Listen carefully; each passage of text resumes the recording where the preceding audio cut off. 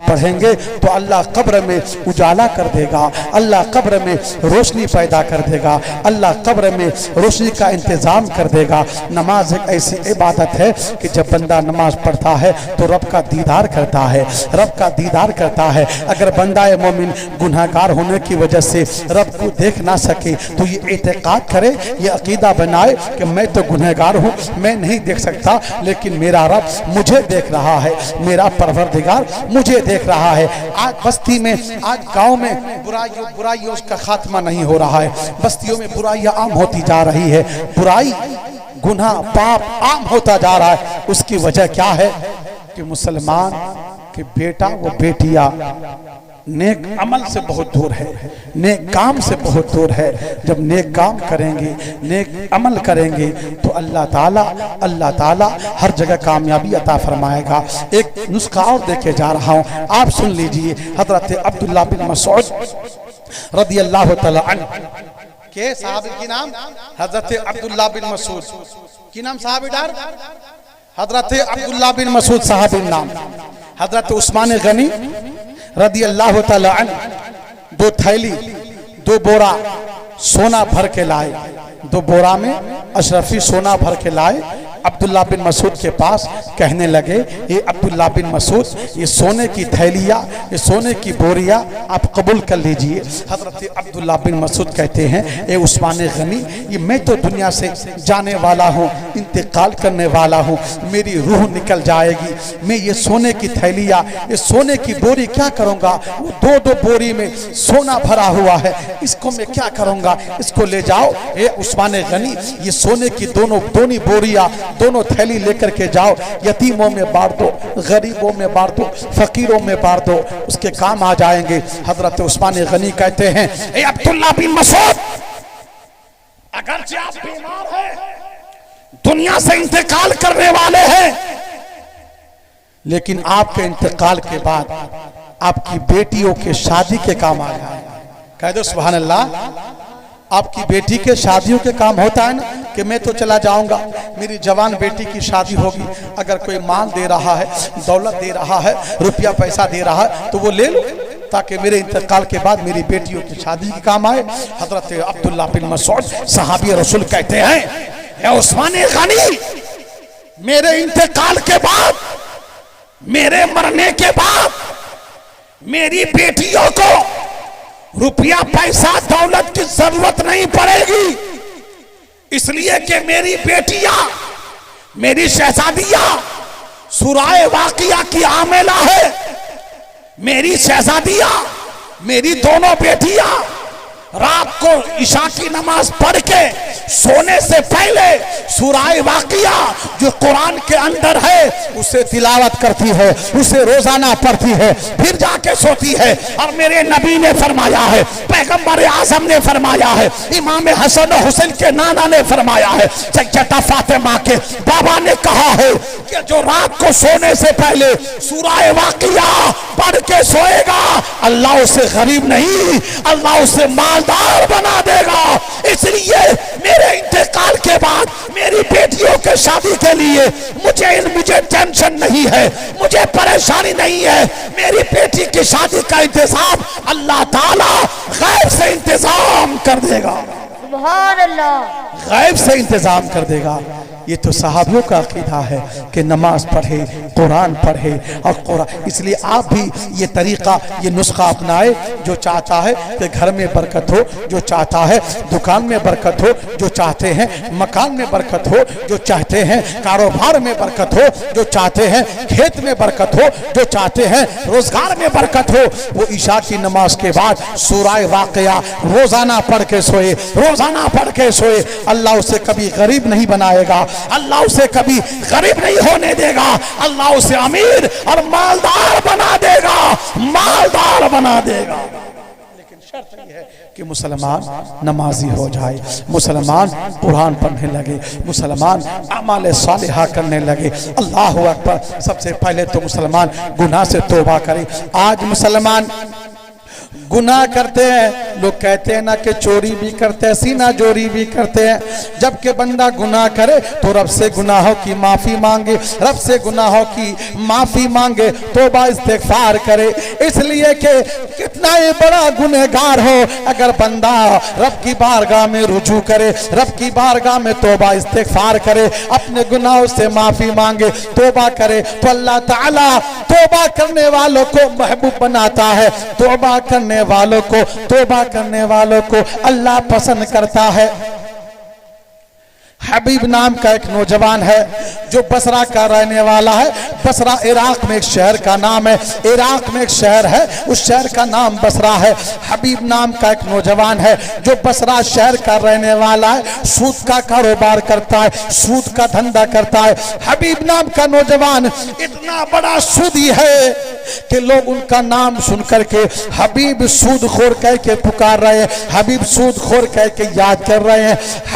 हबीब नाम का नौजवान अपनी बीवी से कहता है, आज मैं सवेरे सवेरे जा रहा हूँ हफ्ता वसूलने के लिए, महीने का पैसा वसूलने के लिए, जिनको मैंने सूद पे रुपया दिया है, ब्याज पे रुपया दिया है। हबीब नाम का नौजवान अपनी बीवी से कहता है, अभी थोड़ी देर में आता हूँ रुपया पैसा लेकर के, रुपया पैसा वसूल कर करके। वो नौजवान, हबीब नाम का नौजवान जैसे ही घर से चला, जैसे ही घर से चला तो मोहल्ले के बच्चे, बस्ती के बच्चे, गांव के बच्चे रास्ते में खेल रहे थे, रास्ते में खेल रहे थे। जैसे ही बच्चों ने देखा हबीब सूदखोर आ रहा है, हबीब सूदखोर आ रहा है, तो बच्चों ने शोर मचाना शुरू कर दिया, बच्चों ने चिल्लाना शुरू कर दिया, बच्चों ने पुकारना शुरू कर दिया, अरे देखो देखो हबीब सूदखोर आ रहा है, हबीब सूदखोर आ रहा है। अगर हबीब सूदखोर की पैर से धूल उड़ के हमें लग जाए, वो धूल हमें लग जाए तो अल्लाह हमसे नाराज हो जाएगा, अल्लाह हमसे गजबनाक हो जाएगा, अल्लाह हमसे नाराज हो जाएगा। हबीब नाम का नौजवान जब ये सुनते हैं, क्या मैं इतना बड़ा गुनहगार हूँ कि बच्चा मुझसे डर रहे हैं, बच्चे मुझसे भाग रहे, सारे बच्चों ने कहा भागो भागो, हबीब सूदखोर आ रहे हैं। अगर उनके पैर से धूल लग के उड़ के हमें लग जाए, वो धूल उड़ के हमें लग जाए, अल्लाह हमसे गजबनाक हो जाएगा, अल्लाह हमसे नाराज हो जाएगा। हबीब ने सुना, हबीब को चक्कर आ गया, हबीब को हैरानी होने लगी। हबीब तंग रह गया कि बच्चे मुझसे भाग रहे हैं, बच्चे मुझसे डर रहे हैं। हबीब आगे चला, बस्ती में गया, एक घर पे दस्तक दी, अंदर से एक महिला की आवाज आई, अंदर से खातून की आवाज आई, कौन है? हबीब सूदखोर कहता, मैं हबीब हूँ, आज पैसा, आज तारीख है रुपया देने की, जो तुमने ब्याज पे सूद पे रुपया लिया है, लाओ पैसा दो।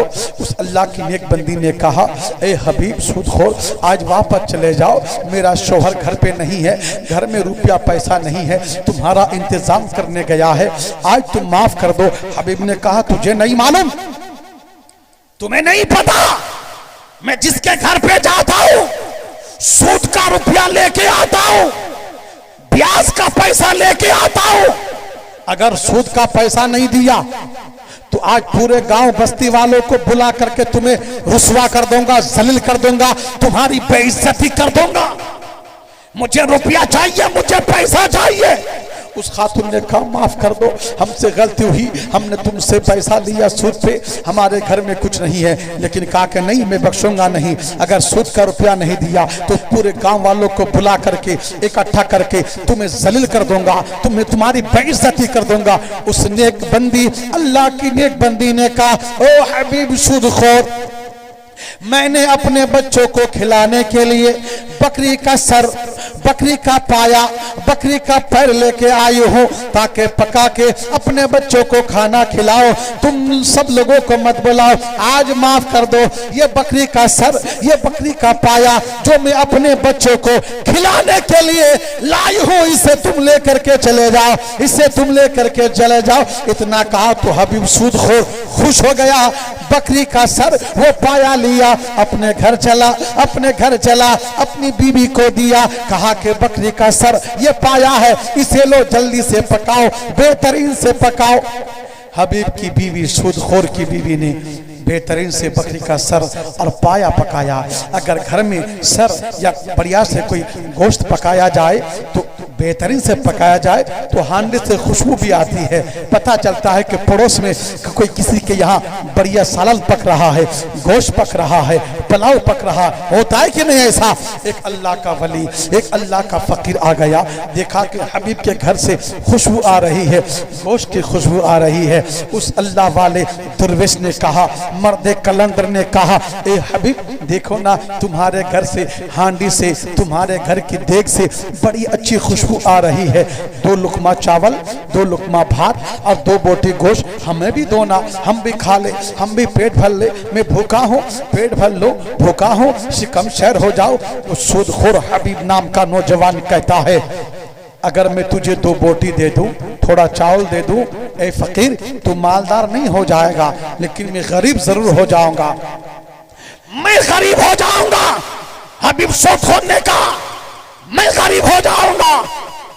वो मर्दे कलंदर, वो दरवेश, वो फकीर कहने लगा, ए हबीब सूदखोर, अल्लाह उसके रसूल की तुमने बहुत नाफरमानी कर ली है, तुमने बहुत पाप किया है, तुमने बहुत हराम खाया है। अब भी वक्त है तौबा कर ले, वरना खुदा का अज़ाब आ जाएगा, खुदा का कहर नाज़िल हो जाएगा।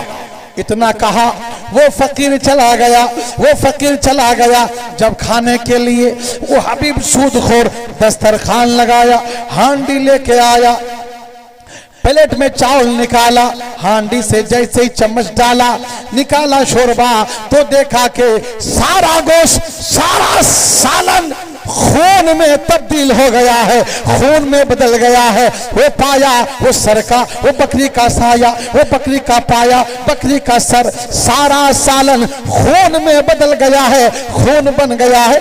हबीब को चक्कर आया कि वाकई उस अल्लाह वाले, उस मर्द कलंदर ने, उस फकीर ने मुझसे जो कहा है कि मैंने बहुत पाप कर लिया है, मैंने बहुत गुनाह कर लिया है, मैंने बहुत खता कर लिया है, मैंने बहुत अल्लाह उसके रसूल की नाफरमानी कर ली है। अब मुझे खुदा से माफी मांगना चाहिए, अब मुझे गुनाहों से रब की बारगाह में तौबा करना चाहिए। हबीब नाम का नौजवान, हबीब सूदखोर, अब रब की बारगाह में तौबा करने के लिए अपने गुनाहों से, अपने खताओं से, अपने पाप से हबीब नाम का नौजवान तैयार होता है। तो उस वक्त बसरा में एक अल्लाह के मुकद्दस वली हजरत इमाम हसन बसरी का डंका बज रहा था। इमाम हसन बसरी का शोहरा था। हम सुन्नियों का अकीदा है कि हम जब अपनी गुनाह की माफ़ी करवाना चाहते हैं तो किसी अल्लाह वाले का वसीला लेते हैं, अल्लाह वालों का सहारा लेते हैं, अल्लाह वालों की बारगाह में हाजिर होते हैं। हबीब नाम का नौजवान अपने घर से चला, अपने घर से चला इमाम हसन बसरी की खानका में, इमाम हसन बसरी की बारगाह में। चूंकि अल्लाह के मुकद्दस वली है, अल्लाह के महबूब वली है, अगर इमाम हसन बसरी मेरे हक में दुआ देंगे तो अल्लाह दुआ कबूल फरमाएगा। अल्लाह हसन, अल्लाह हबीब सूदखोर के गुनाह को माफ कर देगा। वो हबीब सूदखोर अपने घर से चला इमाम हसन बसरी की बारगाह में। तो इमाम हसन बसरी अपनी खानका में महफिल सजाकर, महफिल लगाकर, महफिल सजाकर अपने मुरीदीनों को वाज़ो नसीहत सुना रहे थे, हदीस कुरान सुना रहे थे, वाज कर रहे थे। वाज करते करते इमाम हसन बसरी ने फरमाया, इमाम हसन बसरी ने कहा, ए लोगों अपने गुनाह से माफी मांगो, अपने खता से माफी मांगो। अगर अपने गुनाह से माफी मांगोगे अल्लाह माफ कर देगा, अल्लाह तुम्हारे गुनाह माफ करेगा, खताओं को बख्शा देगा। इमाम हसन बसरी कहते हैं, ए लोगों अपने गुनाह से माफी मांगो, अल्लाह तुम्हारे गुनाह को माफ कर देगा।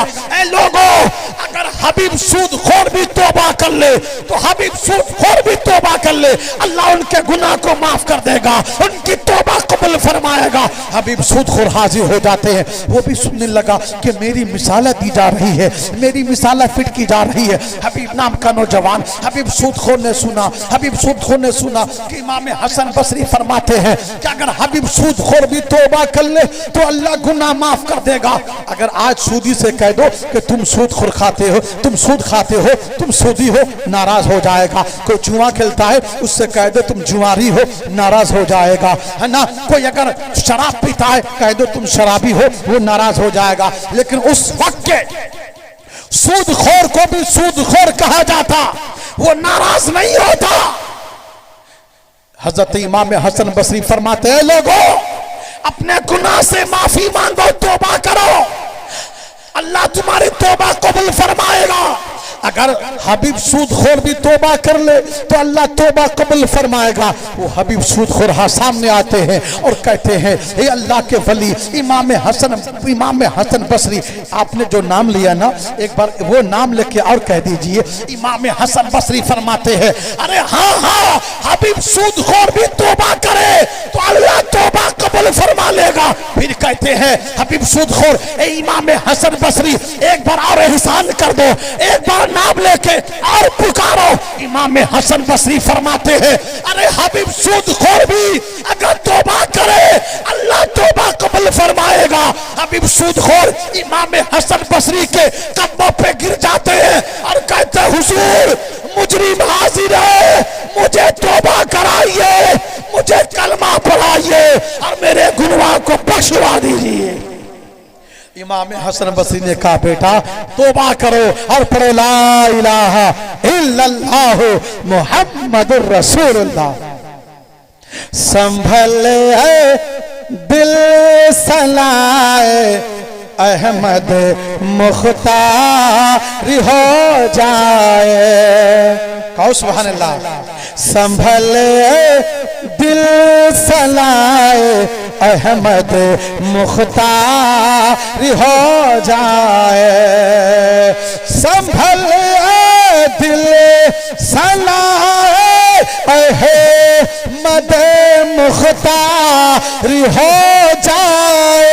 अरे यहीं बैठे रहे जन्नत में घर तैयार हो जाए। यहीं बैठे रहे जन्नत में घर तैयार हो जाए। बुझते बुझते जोरे बोले सुभान अल्लाह और जोरे बोले या रसूल अल्लाह। इसलिए हर इंसान को हर वक्त रब से अपने गुनाहों से माफी मांगना चाहिए, तौबा करना चाहिए। अल्लाह तौबा करने वालों को पसंद करता है, अल्लाह तौबा करने वालों को महबूब बनाता है। अब इमाम हसन बसरी ने हबीब सूदखोर को कलमा पढ़ाया, तौबा कराया। जैसे ही तौबा किया तो इमाम हसन बसरी को हल्का महसूस हुआ, दिल में सुकून हुआ, दिल को आराम मिला, दिल को आराम मिला, दिल को सुकून मिला। माशाअल्लाह। अच्छा माशाअल्लाह। ये डॉक्टर सुल्तान महबूब साहिब अहमदाबाद से आके माशाअल्लाह और डॉक्टर नाजिमुद्दीन साहिब और जनाब मास्टर सईदुर रहमान साहिब अहमदाबाद से आके 200 दिए, 500 टका दे। अल्लाह इनकी हदिये को चंदे को अपनी बारगाह में कबूल फरमाए। अल्लाह ताला इनके रोजगार में घर में बरकत अता फरमाए। इनकी फरमाइशें पढ़ रहा हूँ, कह दो सुभान अल्लाह। माटीर बाड़ी माटी राधा सुरे बोले सुभान अल्लाह। माटीर बाड़ी माटी राघा माटीर होबे शिराना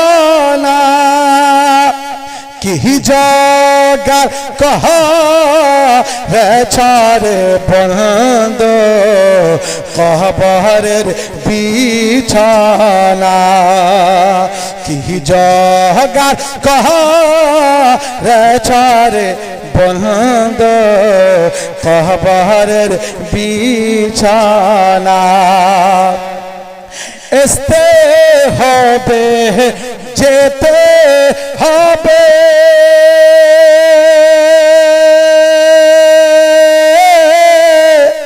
সঙ্গে কেউ তো যাবে না আসতে হবে যেতে হবে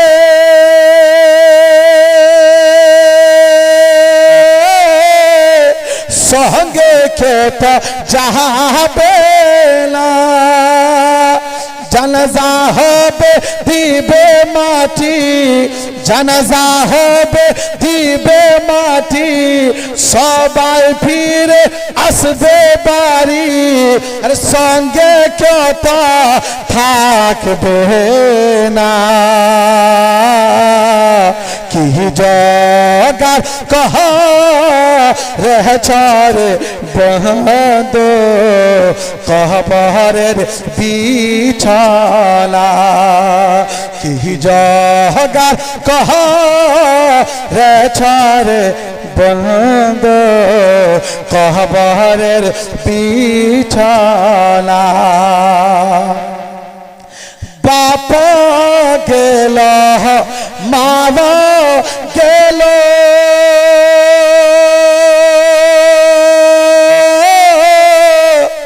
ভাইয়া গেল বহলা গেল বাপ গেল মামা গেল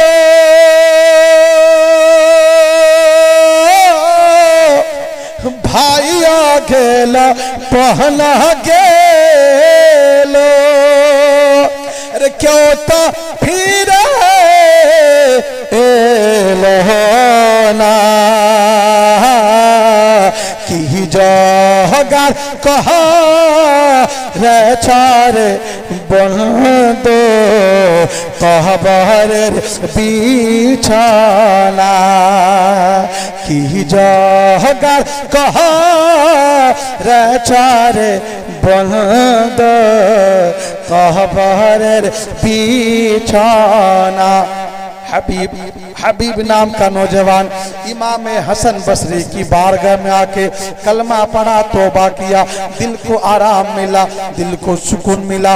अब वही सूदखोर वही हबीब नाम का नौजवान तौबा करके घर जा रहा है, तौबा करके घर की तरफ रवाना है। फिर देखा मोहल्ले के बच्चे, बस्ती के बच्चे, गिराम के बच्चे रास्ते में खेल रहे हैं, रास्ते में खेल रहे हैं तो बच्चे पुकार रहे, बच्चे शोर मचा रहे, बच्चे कह रहे हैं अरे देखो देखो बच्चों, हबीब हबीब अब अल्लाह का हबीब बन के आ रहा है, हबीब अल्लाह का महबूब बन के आ रहा है।